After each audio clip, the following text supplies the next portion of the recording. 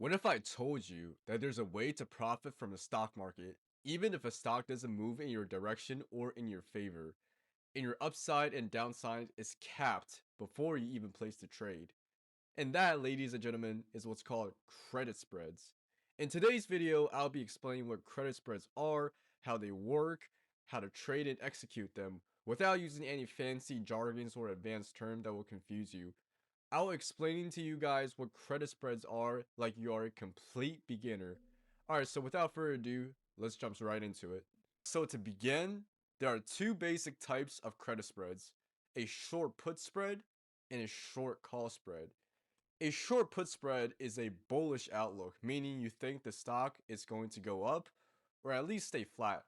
While on the other hand, a short call spread is a bearish outlook, meaning you either think the stock is going to go down or stay flat. Alright, now you're going to hear a lot of different names and variations for these two. A bull put spread, a bear call spread, a put credit spread, a call credit spread, etc. I know it gets very confusing, but the only thing you need to remember is your outlook, whether you're bearish or bullish on the stock. Alright, so before we go any further, if you don't know what options are and how their basics work, I highly recommend you go watch my other video breaking down the basics of options trading. I'll be linking the video down in the description below as well as the end of this video. It will make everything we cover in this video a lot more simple and make sense. Alright, so now let's get into how credit spreads actually work. So for every credit spread, there are two legs. That means you're placing two trades at the exact same time. Now, in the first leg, you sell an option. This is where you collect the money. The moment you sell that option, the cash hits your account immediately. That right there is your potential profit right there on day one.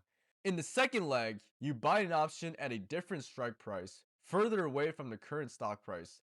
This one costs you a little bit of money, but this right here is your protection. It is your hedge. It's what caps your loss so that you can never lose more than a set amount. Now keep in mind, many brokerages executes two legs simultaneously for you. It is a defensive strategy. The difference between what you collect for the premium and what you pay for the protection and hedge is your maximum profit. So here's the key thing that makes credit spreads so powerful. Both your maximum profit and your maximum loss are capped and locked in on day one before you even place the trade. So you know exactly how much you're willing to risk in returns for the rewards before you even place the trade. And for a bull put spread specifically, you're selling a put and buying a lower priced put. As long as the stock stays above your sold strike at expiration, both of these options expire worthless and you get to keep the full credit. And that right there is the ideal outcome. Now, let me show you exactly how this works with a real life example on Nvidia, ticker symbol NVDA. Nvidia is currently trading around $215, and if we're going to be bullish, so we think that stock is either going to stay flat or keep climbing over the next week. So this right here, we're going to set up a bull put spread. So step one is to sell the put option. So we sell the $205 put option expiring 1 week from now because Nvidia is currently at $215. This put is out of the money. The stock would have to drop $10 before this even becomes a problem. And for selling this contract, we collect $3 per share. Every options contract covers 100 shares. So that right there is $300 cash straight into your account. Alright, so for step number 2, we have to buy the put option as the protection and hedge. At the same exact time, we buy the $200 put, same expiration, 1 week out. This right here is our insurance policy. We pay $1.50 per share, and that's $150 out of our pockets. Alright, so quick disclaimer about the premiums. The premiums I'm using in this video are for example purposes only. In the real world, premiums can fluctuate based on Greeks, market sentiments, news events, etc. If you guys don't know how premiums work and how Greeks work, I suggest you go watch my video breaking down the basics of options trading, which I said before I'll be linking it down in the description below and at the end of this video. But for now, let's continue on. So we collected $300 and we spent $150. That right there puts our net credit at $150. That is our maximum profit. And our maximum loss is the spread between our two strikes, which is $5. That's $205 minus the $200 multiplied by 100 shares, which leads us to $500, We also have to subtract the $150 credit we already collected, and that right there puts our maximum loss at $350. Now, there are three possible scenarios for this trade. Scenario number one is Nvidia stays above the $205 strike price by expiration. Both options contract expire worthless, and you get to keep the full $150 premium. For scenario number two, Nvidia drops to $203.50. That right there is your break-even price. Your sold strike of $205 minus the 1.50 credit you collected. You walk away flat, that means no profit but no loss. And in scenario number three, Nvidia crashes below $200 by expiration. Your maximum loss kicks in and you lose the full $350. That's it, nothing more. Okay, so let's move on to the bearish outlook. So now let's say you're bearish on Nvidia and you expect the stock to either stay flat or trend downwards next week. Alright, so let's go back to the Nvidia example. Nvidia is still trading around $215, but this time we are going to be bearish on the stock, meaning we think it's either going to stay flat or trend downwards next week.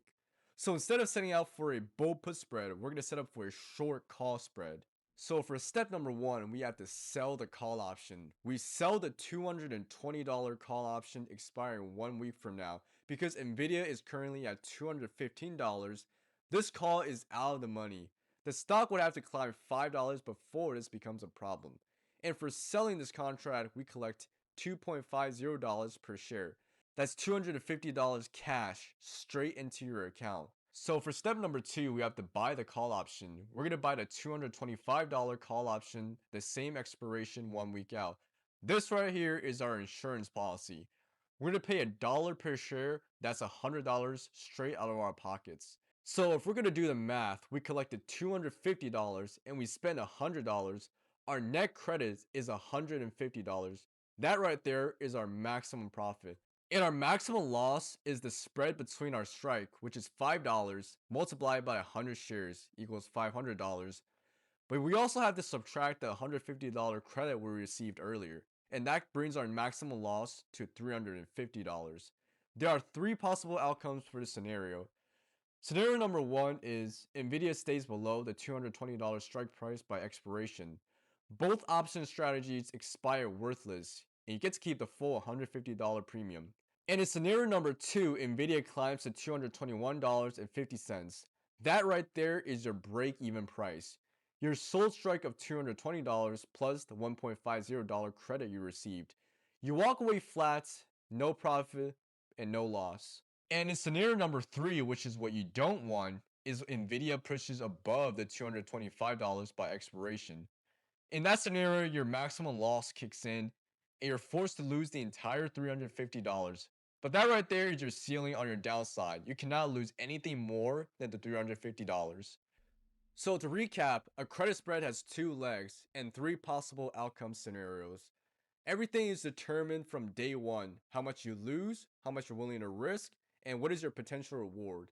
The only thing that is going to determine is your outlook on a stock, whether you're bearish or bullish. Alright, so now that you understand how to build a credit spread, the next question is, when do you actually use one? And this is where most beginners go wrong. They pick their strike prices randomly without any logic or reasoning behind them. You want to be placing your strike prices at key levels on the chart. And by key levels, I mean placing them by support and resistance areas.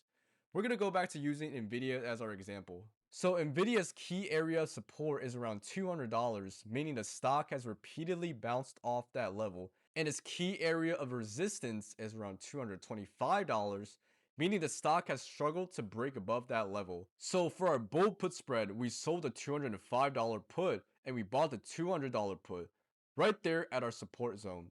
The market has already told us that it doesn't want to go below $200, and we're using that information to our advantage. And for our short call spread on our other side, we sold the $220 call and we bought the $225 call right up at that resistance area.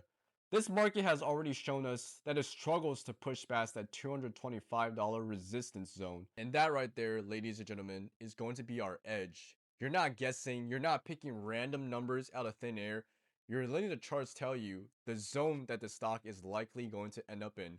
and you're positioning your credit spreads around that area. Alright, so now let's talk about managing a trade once it's placed. And honestly, my biggest piece of advice is just leave it alone. Because through my experience and research, credit spreads are more profitable when you let them run all the way until expiration. Because every day that passes with the stock not hitting your strike prices is time decay working in your favor. And as time passes by and as time inches closer to expiration, time decay actually accelerates exponentially. And that right there is exactly what you want as an options seller. A lot of beginners actually make the mistake of panicking the moment the trade moves against them. They either close it for a loss or close it too early for a fraction of the profit. Both of these decisions can cost you money in the long run. Alright, so before we wrap up, let's run through some of the most common mistakes beginners make with credit spreads so that you don't learn this the hard way. Mistake number 1 is picking random strike prices. Always use resistance and support levels. Never guess your strike prices. Mistake number 2 is trading on earnings weeks. Volatility spikes around earnings weeks are unpredictable. Avoid placing credit spreads right before an earnings report. Mistake number 3 is going too wide on the spread. A wider spread means a higher max loss. Knowing exactly what you're risking before you place the trade. Mistake number 4 is risking too much per trade. Never put your whole account on one position. Size your trades properly. Mistake number 5 is closing your trades too early. Let time decay do the work. Closing early leaves money on the table, and we already talked about this. Mistake number 6 is ignoring liquidity. Stick to high volume and liquid stocks like Nvidia, Apple, SPY, QQQ. A wide bid to ask spread on thinly traded options will quietly eat into your profits. And last but not least is mistake number 7, ignoring the trend. Don't try to go bullish on a stock that is in a clear downtrend and vice versa. Trade with the trend, not against it. Now, I hope you guys found this video helpful. Like I said earlier in the video, if you're new to options trading and you want to understand the basics and foundations to options trading, click the video right here I'm linking. It will cover the basics such as Greeks, options puts, options calls, time decay, etc. And if you're serious about taking your investments and trading to the next level, subscribe to this channel and follow me on IG as Economics. And as always, stay safe out there.